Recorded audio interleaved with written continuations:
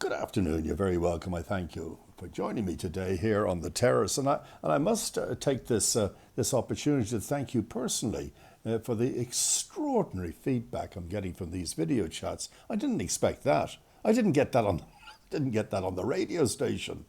I mean, within 12 hours or something, yes, between all my media outlets, there's over 1,000 hits onto the cocaine show. The one that was done yesterday. What was it yesterday? I think it was. Anyway, so if you missed any of the shows, you can always go back and get them. I'm going to make links on the ones that are present, the one before, so you can look at both. Anyway, but thank you so very much, and for your messages as well. Here's a little message that came in. I must share this with you. Oh, geez. You know you're getting old. You do. I tell you now. You know you're getting old when your family talk about you in front of you. Oh, shit. Yeah. Then you learn the difference between a house and a home. A home is where they'll put you when they get you out of the house. Oh, this is a killer. One of my sons came to me and wanted to borrow against the will. And then he tried to convince me it was only going to be a short-term loan.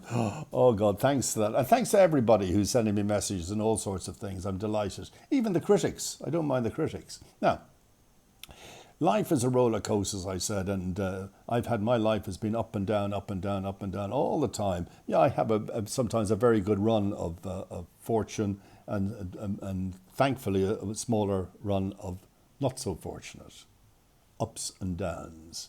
It always looks at the face of it, there's always big homes and big cars, but you don't know if there's bank loans against all of that.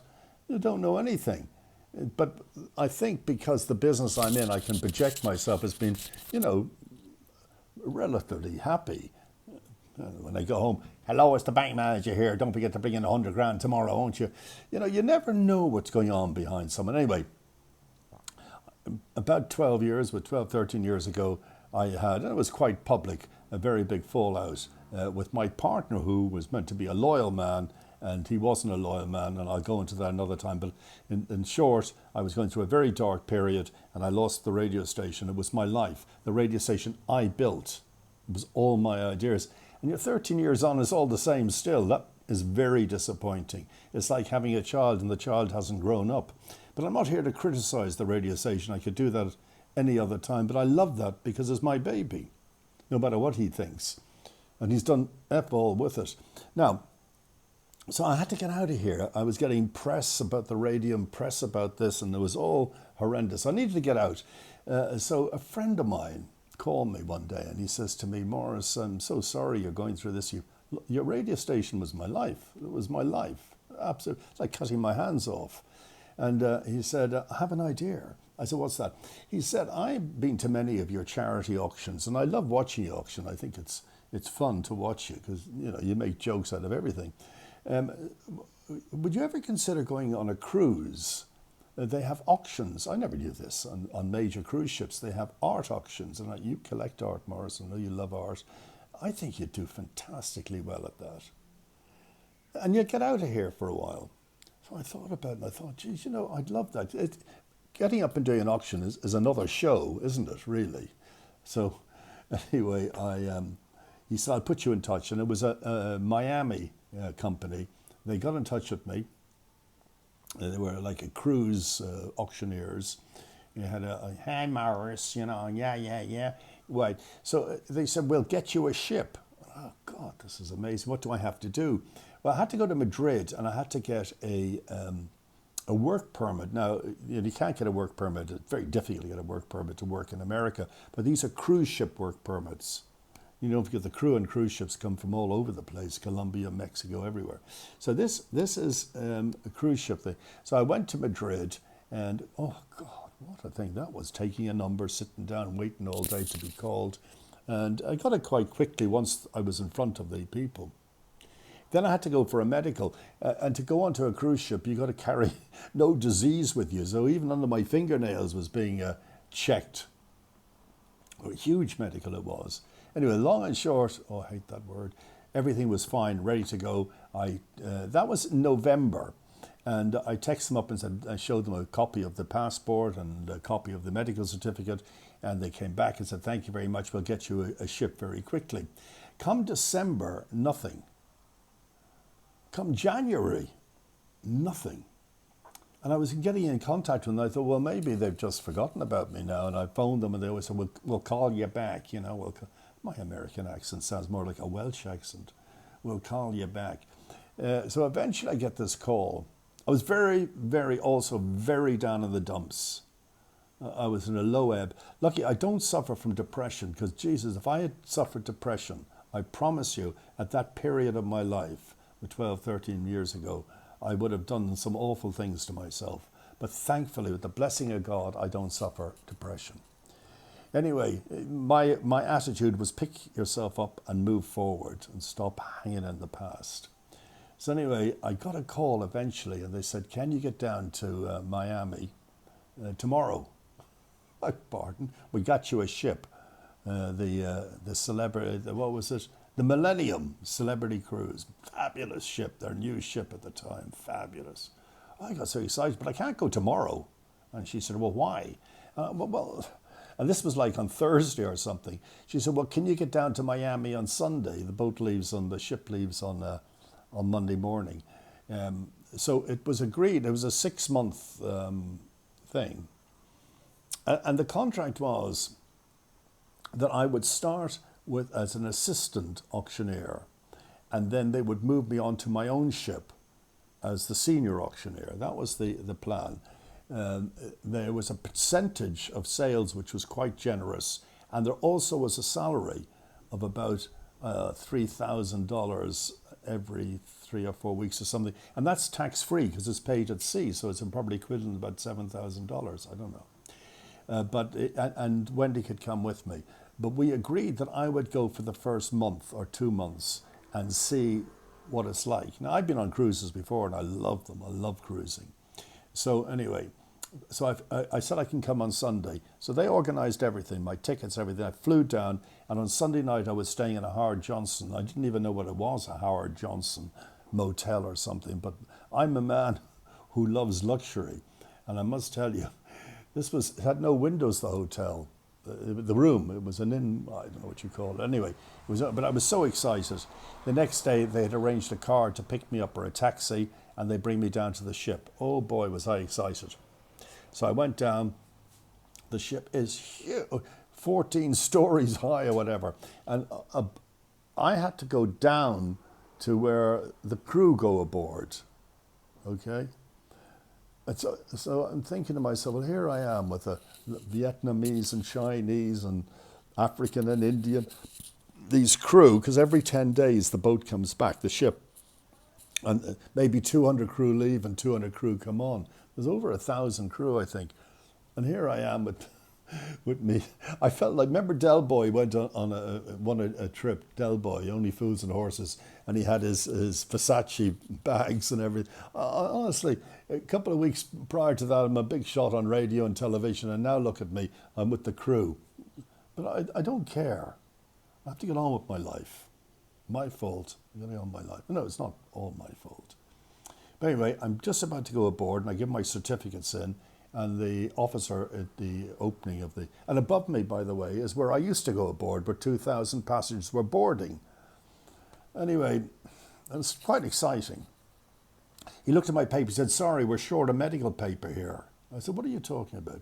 Well, we're short of medical paper. The Miami art auctions, whatever you call it, haven't sent the third paper, something like that. So I said, what do I do? And he said, we'll get in touch with them. And I remember sitting on the dock, and it started to rain, and there was nowhere I could sit to get shelter. And I would have made a great photograph, just this lone figure. I'm sitting on my suitcase on the dock. And eventually that officer came forward and said, okay, we got the paper, come aboard. So I came aboard, and he said, you go to the crew bar. God, I felt, Jesus. I went to the crew bar, there was about 50, 60, 70, I don't know how many people sitting there. And eventually this Indian guy came and said, not with feathers, an Indian guy. I'm sorry. He came, I feel like Donald Trump now, and Kamala Harris, the Indian. Anyway, so eventually he came and, Boland, whatever. And that's me. And I'm waiting now to go to my cabin. And I love the cabins because you sit on the terrace and you're watching the sea go by and blah, blah, blah. So I'm following him along. It's amazing under stairs if you want. There's 1,000 crew under stairs and they're all bored. People are boarding, coming on. People are arriving, people going forward, but maybe 2,000 cases have to be dealt with, 2,000 cases or 4,000 have to be taken off. It's all very mechanical. Anyway, I'm following this guy with my case, and eventually he stops and he opens a door. I thought he opened a broom cupboard. He said, "This is your cabin." And it was a bunk. The bunk was the whole length of the room. There was a bathroom toilet, but there was no door in it. No porthole, no window or anything. I said, "Well, excuse me, I'm told I'm officer status." He said, "You are." I said, "Well, what am I doing here?" He said, "You're lucky you're not sharing with anyone." I told myself, sharing with some Cuban or whatever. Oh my God. He said, "You can go to officer such and such and complain if you want. But there's no point. There's your papers and everything." So I sat in this darkened room. And I knew very shortly I had to go up to the 5th floor, 6th floor, where all the shops are on the cruise ship, and the art gallery to meet my boss. Anyway, I got ready and I went up to meet him. And he was there. Now, I don't know how to say this without insulting people, but he had Rastafarian hair. He was of the darker colour. And he was dressed very smartly. He said, "Who are you?" I said, "I'm the assistant auctioneer." And he said, "No, you're not." I said, "I am." He said, "Look, assistant auctioneer are about 18 or 19-year-old. We've got to bring up, you've got to bring up about 300 or 400 paintings on Thursday for the auction and then bring them all down to the hold again. What are you going to do? Who are you? Are you a journalist?" I said, "No, I'm not." So anyway, he said, "Sit down, I want to give you some of the rules. You don't mix with the passengers. You don't go to any of the passenger facilities. If you want to go for a swim, when we go to port, you can swim in the sea. You don't use any dining rooms except the crew dining rooms. Do you understand?" I'm being spoken to by this Rastafarian, like this. So I'm going, "Yes, sir." He said, "Here's your badge. It'll be photographs, you'll see it afterwards. Magnetic badge, my name on it, like a waiter." What happened to my life? Anyway, I went down to my cabin, and this is absolutely true. The boat hadn't left yet. I think the first stop was, I don't know, Mauritius. I don't know. I think maybe Grenada. I can't remember. Barbados, St. Lucia. So I don't know, somewhere. But I was in a terrible state, and I went down, I sat down on the bed, and I cried my eyes out. I thought, this is what my life's come to. I was in a terrible state. Anyway, I'm called to go up at 7 o'clock or 8 o'clock. I could hear the ship leaving. I was totally down in the dumps. I could, because I felt my cabin was over the engines. Anyway, I got changed. I had to wear a suit and tie. And I got changed and went up to the 5th or 6th. Oh yes, you're not allowed to use the passenger lifts. You've got to use staff lifts. I just felt totally degraded. Totally. And I felt he knew that he was degrading me. I don't know how, but I was so touchy at this stage. Anyway, I went up to take my post in this gallery, which is a very nice gallery. And you could see all the people walking around in the refinery, some of them stopping at the shop. Then there was the theatre at the end of the shopping mall where 200 or 300 or 2,000, I don't know, go to the theatre. Then the casino was to the left, and there was about 7 or 8 shops in the art gallery. So it was tons of people at that evening, that time, for the first show in the theatre. So anyway, I'm standing there, waiting. I don't know what I was going to do. And the next minute, this guy comes in. He was all in white, very nice-looking man. And he goes, "Are you Morris Boland?" I said, "Yes." And he says to his wife, "Come in, I told you." He said, "Jack and Mary or something." "Oh, how are you?" I said, "How do you know me?" And he said, "We've got a dental, where they make up, dental dentures or whatever, dental not a surgery, but a factory in Estepona, and we've met you a few times. And I said, oh, they said, come for a drink. I thought, bugger, I'm going for a drink. Now, don't forget, I don't drink, but I was so down the dump, I had, you remember I told you the story about Oscars? I had a gin and orange, and another one, and maybe one more. And I walked back to the gallery, and he was there staring daggers at me. He said, where were you? I said, would you stop questioning me all the time, for God's sake? I was with these people. He said, how do they know you? I said, what is this cross-examination? And I explained to them how they knew me. And he said, well, that's very odd. A ship with 2,000 passengers, an American cruise ship in the middle of nowhere, and they know you from Spain. Seems very ridiculous. I swear to God, this is true. He just disliked me, and I disliked him immediately. Anyway, that night passed, and I think I went down to the crew later on, had a drink. Next day, we pulled into a port then, and I went for a swim in the sea and wandered on my own. I didn't know anyone. It was very lonely. This huge ship with 3,000 people or whatever. And that day, in the evening, back up for duty, he liked that I was dressed very smart, lightweight suits and all, not like, I don't know, anyway. I was sitting there, and this guy walks in. You won't believe this. He said, Morris. I said, yeah, Jack here. Hi, Jack, how are you? He said, I'm fine. Said to his wife, come in, Morris. Jack, do you mind me asking? That wasn't his name, by the way. How do I know you? He said that we used to run the Mijas Golf. And you've come and done auctions, charity auctions for us. Oh, come and have a drink. I had a drink. I had a second drink, third drink, and what have you. Anyway, I went back again.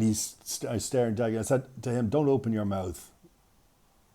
Okay? I'm not explaining anything to you. I don't like you. You don't like me. We didn't talk. Anyway, the next night aboard was, and you know this from cruising, is black tie night. Everybody dresses an evening dress. I think it's a Thursday night, whatever. I don't know. And by the way, I've decided I'm going to leave the ship in the next port. I just felt 2 inches high. I just felt awful. I just felt that all the wind had been blown out of my sails. Anyway, the next time, so I put on my white jacket and my Versace waistcoat, and he looked at me and he says, who are you? Why are you working here? And I said, because I want to learn the business. He said, oh, you must be a journalist or something. And I said, I'm not. Anyway, with that, you can see everybody in their black tie, their evening jacket and everything. And the next minute, the captain is coming along. You know they wear those little short jackets, white ones with the stripes all here, like evening wear. And he's got like 3 or 4 officers with him. He's very young, he's Greek. And the next minute, he's heading towards the gallery. And old Rasta here tells me, stand up, here's the captain. Oh, yeah, okay, but do you want me to salute? So I stood up, and the captain, a very good-looking young guy, comes in, and he comes straight over to me. He said, are you Morris? I swear to God, this is true. I'm not making one, why would I go? I'm not a liar anyway. He said, it's probably even less exaggeration, Morris. And I said, hi. He said, come and join me on the bridge tomorrow. I'd love to have you up there and show you around. And I said, fine, thank you very much. And he said, Swedish people who lived near you in Spain told me there was a millionaire entertainer working in the art gallery. Those are his very words, something like that.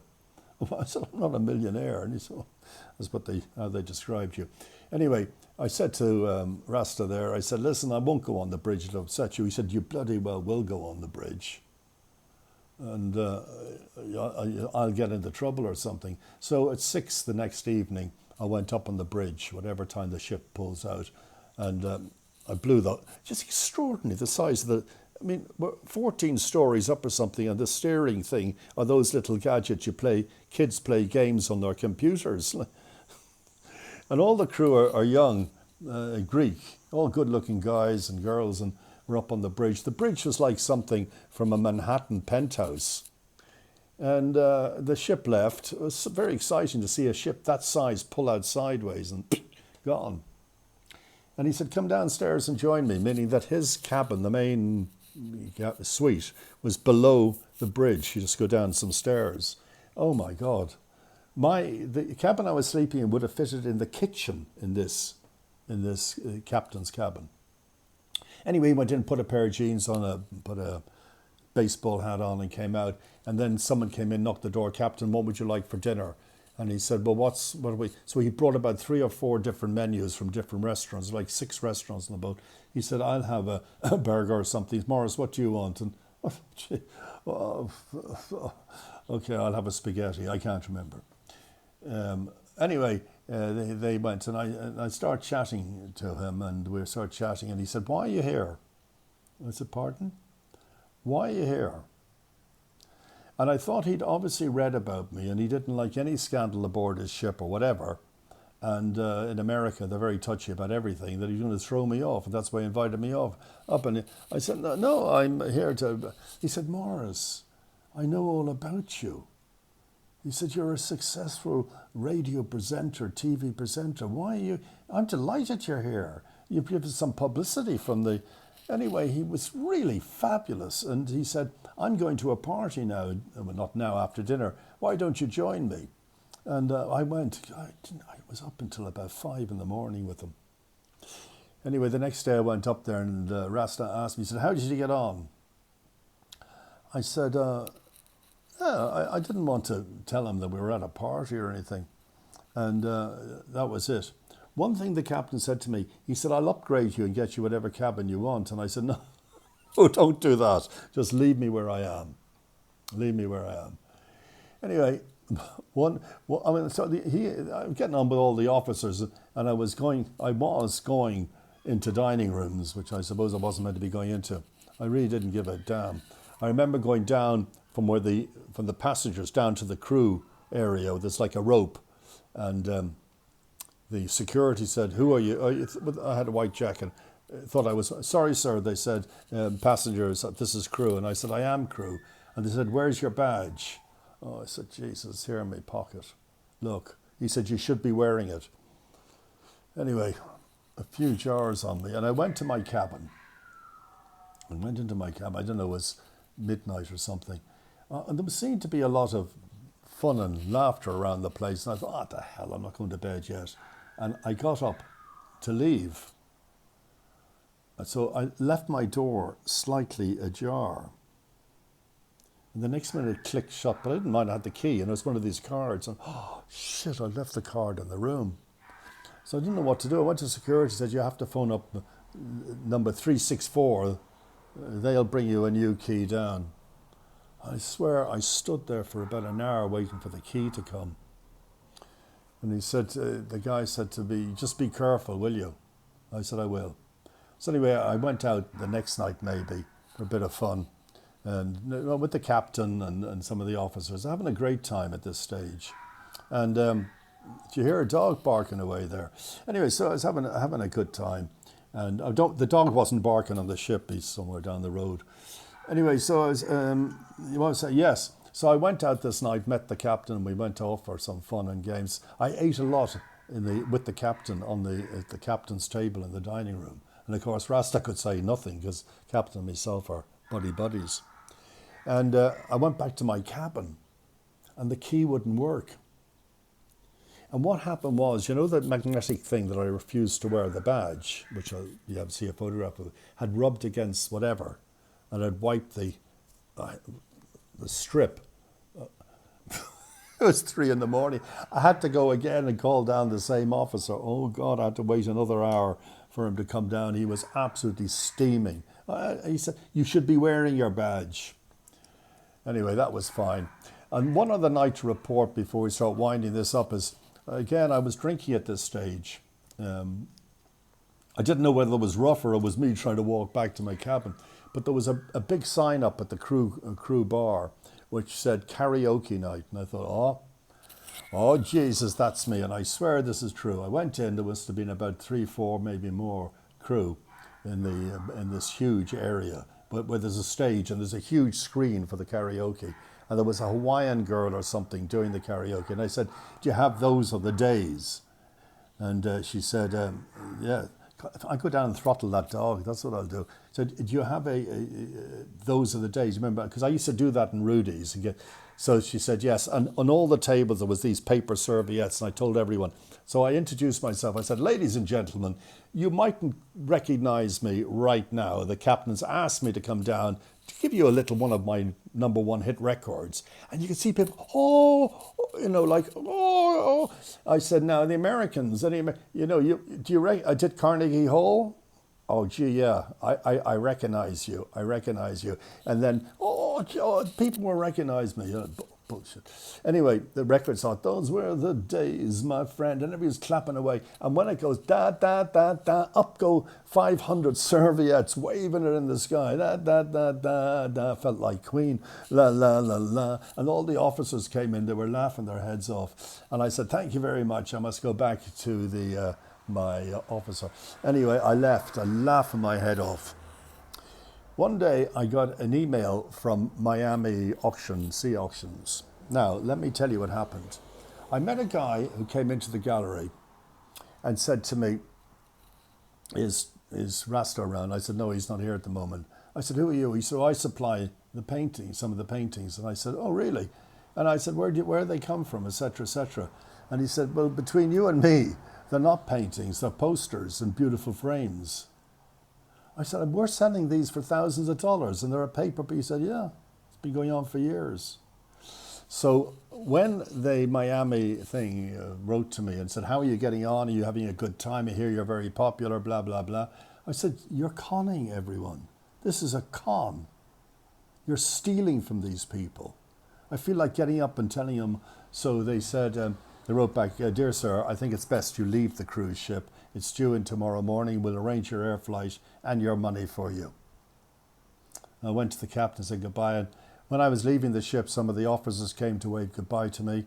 It was a month of, I think it was a month, of extraordinary experience coming from this amazing house in Marbella where I live to this toilet below stairs. And at 6 in the morning, you could hear the engines reversing up as they were going into dock. That's more or less the story of the cruise ship. But you got to get on with life. You know what I mean? I hope you enjoyed that little tale. And I survived it. And I'm glad I did it, in a way. Have a great day or evening, wherever you are. And look forward to speaking to you again.